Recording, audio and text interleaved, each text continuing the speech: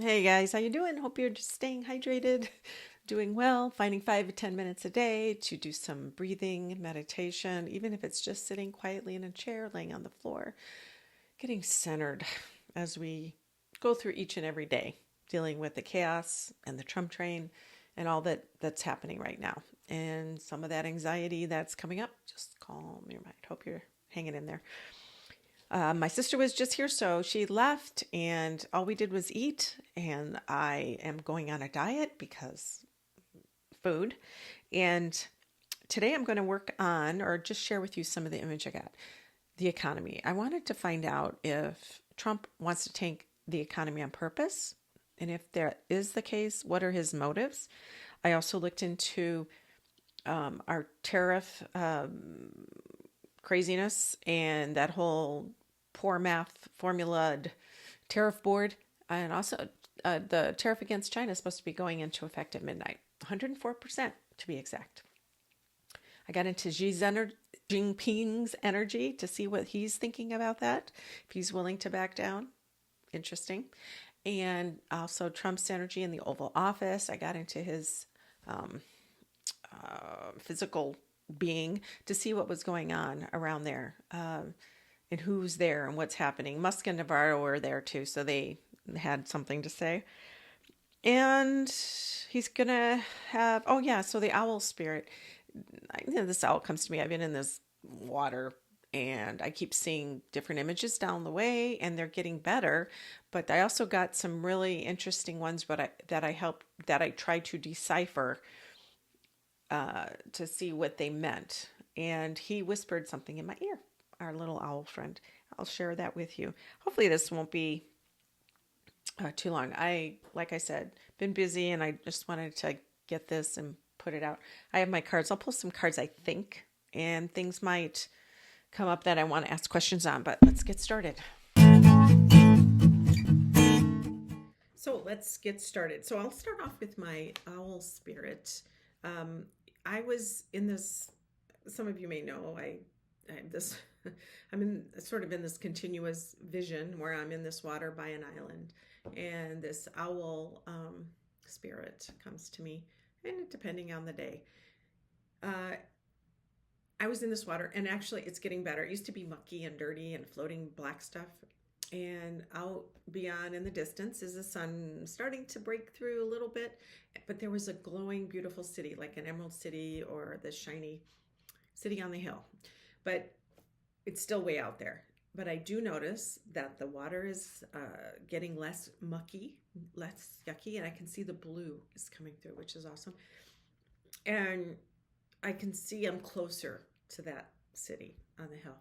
Now, I heard this Mr. Owl or Miss Owl came down, and he told me, he whispers in my ear, and he said, it's like the Industrial Revolution time, where, we went through a big shift from hands-on work to automation during the Industrial Revolution. And prior to that, it was people moving in from the farming to in the cities to do all that there. And then now it's tech. It's technology, AI, IT. We're going through another big shift and exponentially growing. So that's what he told me. So I'll take it as gospel. It's the owl gospel.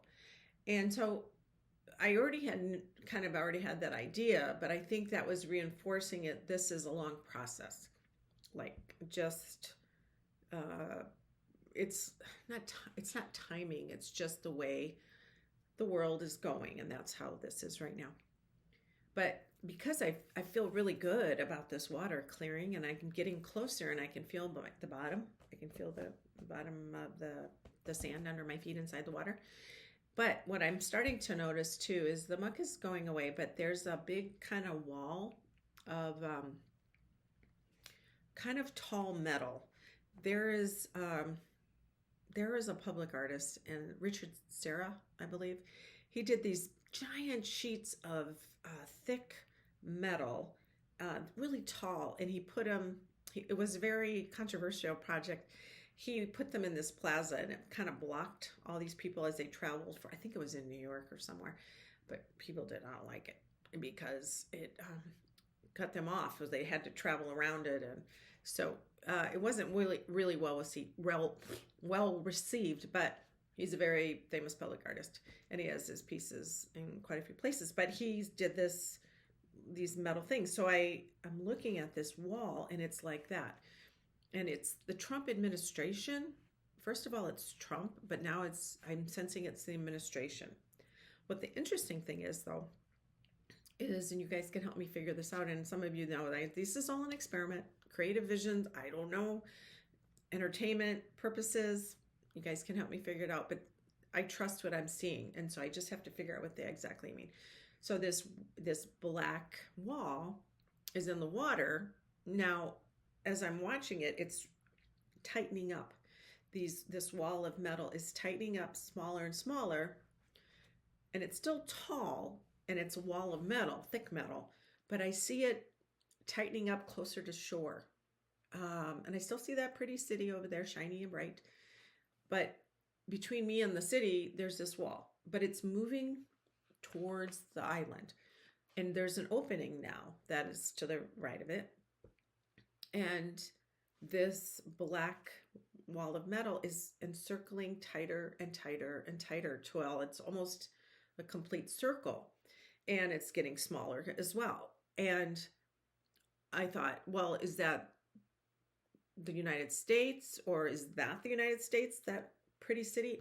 The city, what I got, the information was that that's the world. That's the whole world. And that positive energy, sun-filled city, is the world, which really was very hopeful. This black encircling metal ring, from the ground all the way, 10 feet high, is moving into the shore.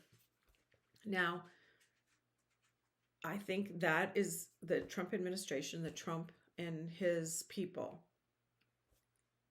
restricting, making smaller the agencies, the departments, the governmental institutions that were known to all our lives. He's moving that tighter and tighter.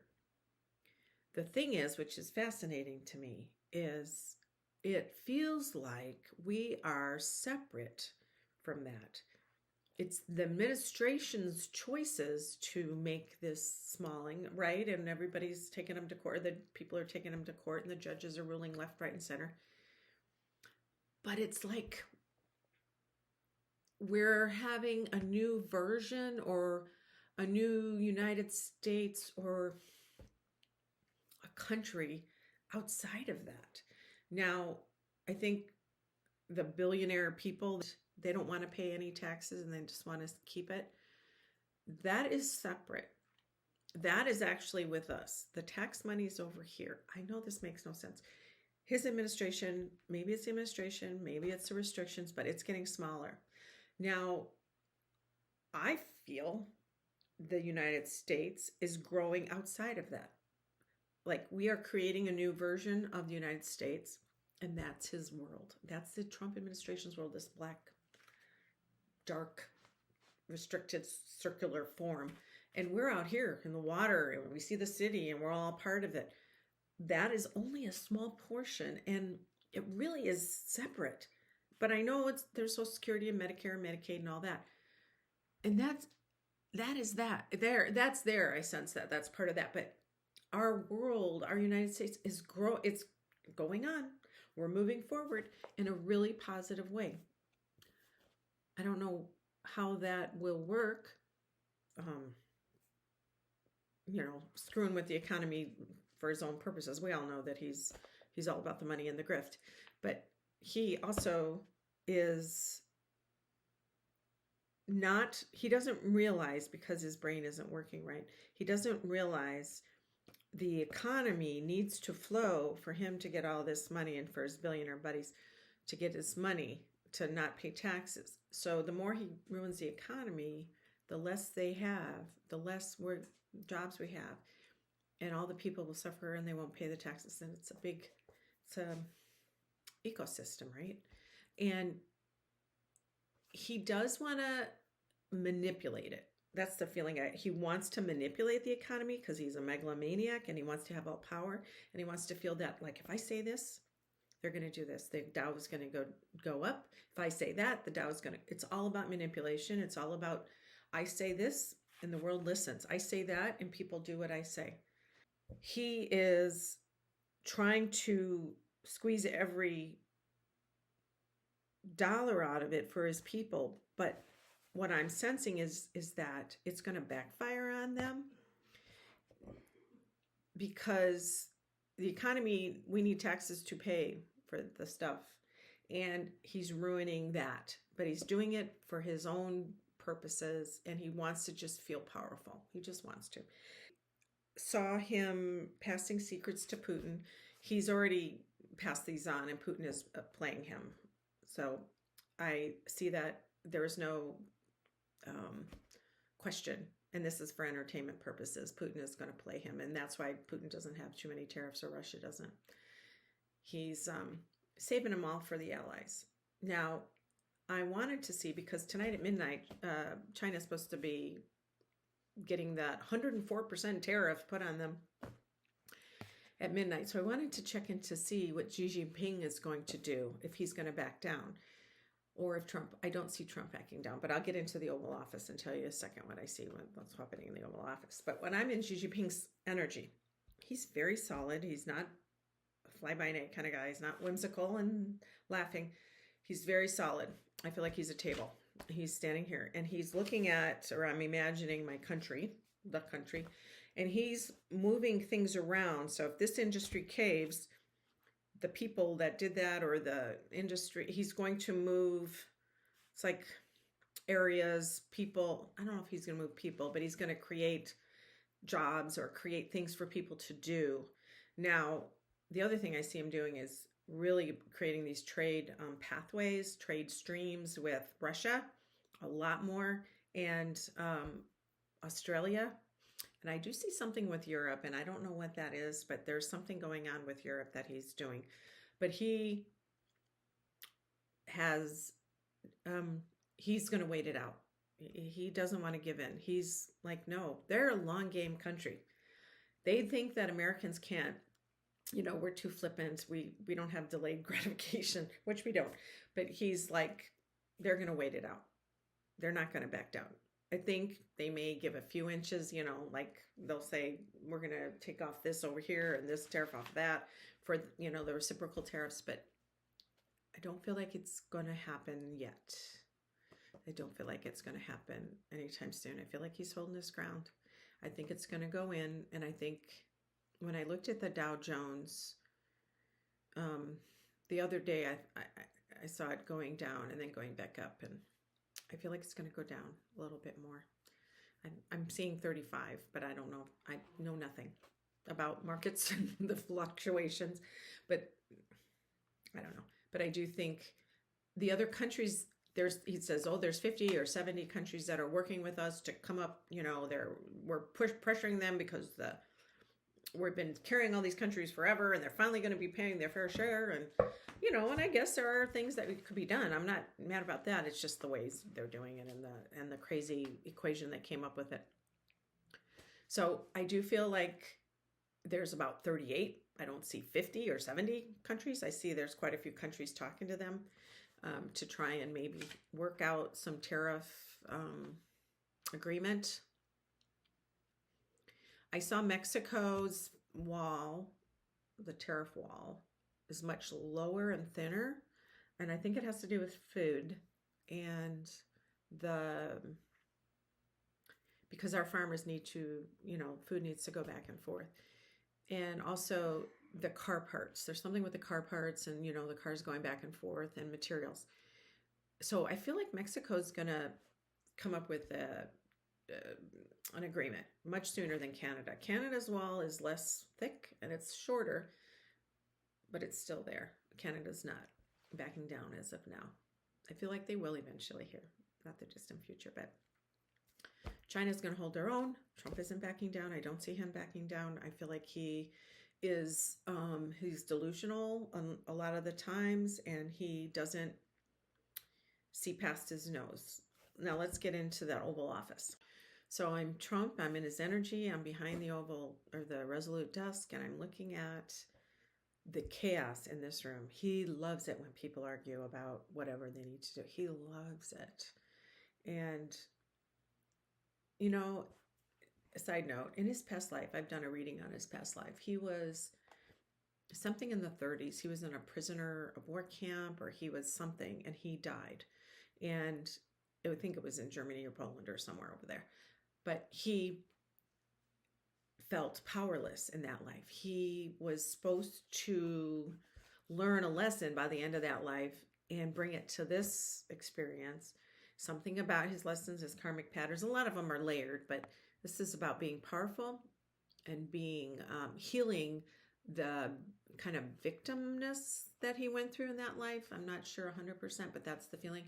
And this wealth. The thing in that life was about poverty, being restricted, can't do whatever. I'm feeling the prison or the concentration, whatever it was, feeling like I can't get out. I have no power. This life, he was put in a situation like his father was I think a sociopath or whatever. So he's put in a really difficult situation. And when you're put in a situation, or you choose to go into that life, because you do choose it, there's a lot of pressure on you to grow. There's a tension you come into this world with. So there's pressure on you to grow one way or the other. Some people don't grow. Some people fight it the entire way. They don't grow. He may have grown in certain ways, but not in that department. I don't think so. I think his past life was about him trying to release the need to control, and maybe a spiritual lesson too. I feel like there's a spiritual lesson for him that he definitely hasn't learned in this life. Maybe by the end he takes his last breath this time, he will. But right now, I don't see that happening. He has just continued. He's going to keep doing this because he has made that choice. All right. So when I'm in the Oval Office, he feels weak. And I've always seen him kind of lean to the left and fall over and wavering.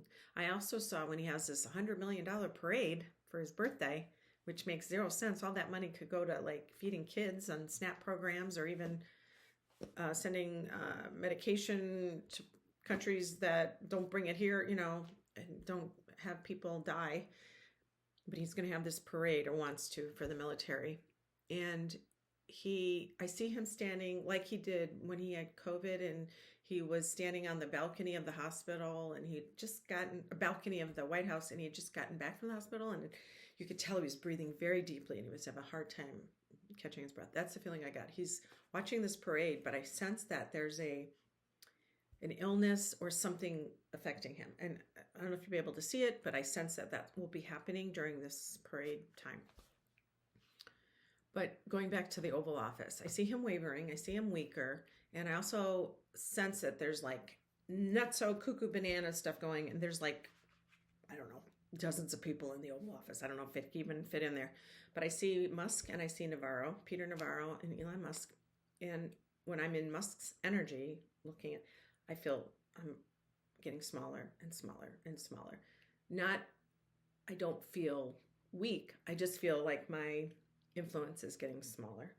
Navarro, I feel like he's getting bigger. And that's what's happening. I feel like he is, Trump's longtime ally, and his influence is getting bigger, and Trump is listening to him. He'll listen to him until he doesn't need him anymore. But for now, he's listening to him. And Musk's conflict with him and his conflict with Trump, because Trump has to keep doing this. He can't lose face, and he has to keep with these tariffs. And he wants yes men around him. And regardless of how much money Musk has given him, I think we might be getting to the point of, I don't need you anymore time. And moving on to the person in Doge that would take over his spot. And as I'm sitting in Trump's energy, continuing to look at the chaos and the fighting, because I love it. It gets me high, because I love it when people fight over me, and they make it just, it just makes me feel all powerful. He just gets money and power. Mr. Bankruptcies 8. And, I'm bringing light and love in the world. I swear I am. But our job as humans is to not restrict our viewpoint that is really truthful to somebody. When you do that, that person loses the opportunity to learn. So if I say to somebody, you know what, that hurt me, or you made a mistake, it gives them an opportunity to understand who they are. Now, with this situation, I'm going to be truthful or say what I feel is the wrong thing, or I say what I feel that he's doing wrong, which he's taking us, the United States, into chaos and authoritarianism. I'm going to call him on it. So he still may not make a distance. Like for me, he's not going to listen to me, but a lot of people do it enough. He will. Now, I thought about these protesters the other day, why the media didn't talk about that as much. They didn't get as many airplay as the tariffs and the economy. But the good thing about that is what I saw was there's going to be what has happened with those protests is it's not just people coming together. They have created so much more. It's like exponentially growing ideas to build this momentum. And it's going to take time. I think like the Hanged Man card, it's looking at it from a different perspective spiritually, but also physically, and gaining some understanding of what we need to do differently because what we were doing wasn't working. So many connections were made during these protests, so many connections. And so there will be more of this. It'll create a new kind of dynamic or a new sort of being of living in the United States and working towards change. I don't know what that looks like. And I'm not saying that Social Security, Medicare, and Medicaid are all 100% safe, because I feel like they're okay. They're still inside that little metal circle thing. But the United States, we are moving outside of that in a different kind of way. It's a mentality. It's a new version, the best kind that we're going to be. It's messy, and there's a lot of bumps, and there's going to be a lot of difficulties. I'm not fooling you, or I'm not fooling myself, and I'm not lying to you. But humans are a creative and adaptive bunch. We can do anything. We can do anything. And there's so many more people, good, smart people out there than there are people trying to fight this. The only thing is that smaller group has a lot of power. So I'm going to just pull, when it comes to that space, going to that United States and the protests and how that is going to configure together. Okay. It's going to be hard work. We're working really hard. Oh, this is I think that's a sloth.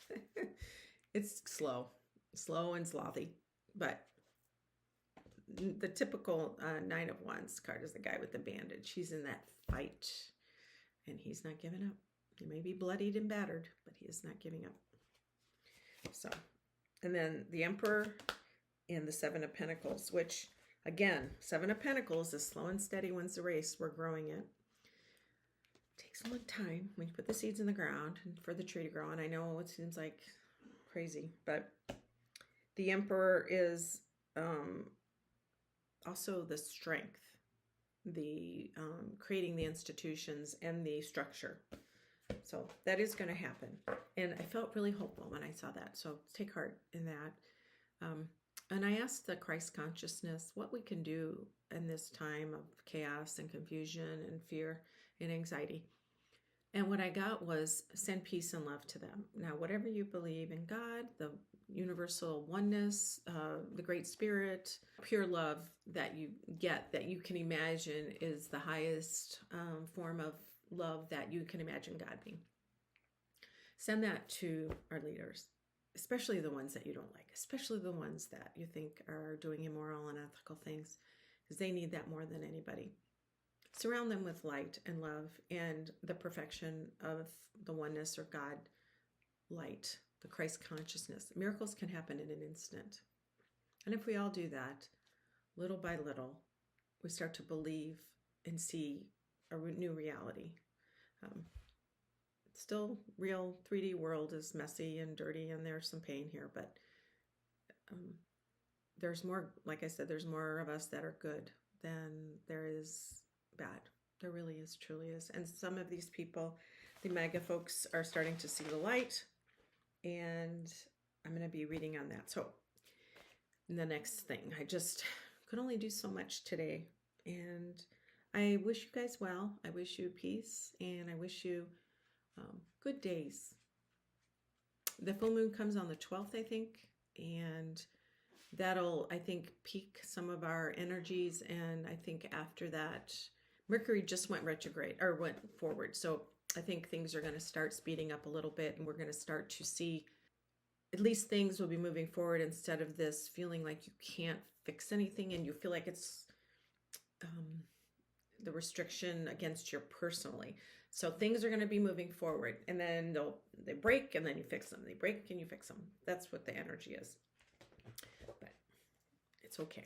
It's all going to be okay. Not right away, but it's all going to be okay. So I got the 2 of Cups and 3 of Wands. 3 of Wands, I don't know if you guys see that. See the wrenches and the screwdriver and the pliers? This is working together. You know they're out there. The other people like you are out there, and we're all working together. You just have to find them. And then we have the 2 of Cups. This relationship, this healing relationship of love and understanding. All right. Take care, you guys. Till next time.